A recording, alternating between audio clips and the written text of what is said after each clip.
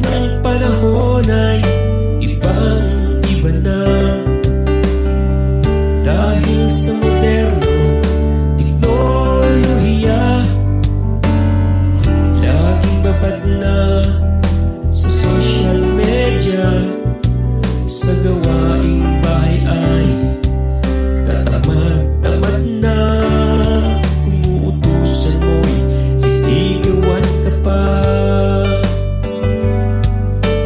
Tropa, barkada ang kanilang sandigan, pinapakinggan at mas pinapaniwalaan. Pag napariwaray, magulang ang sisisihin, kahit pa nakakasakit na ito ng damdamin.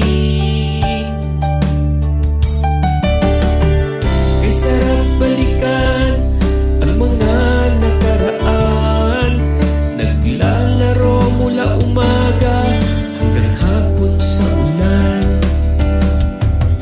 Bakas ang saya kahit mga madudungis na, di mapapalitan ang galak na nadarama na makikita mo sa kanilang mga mata.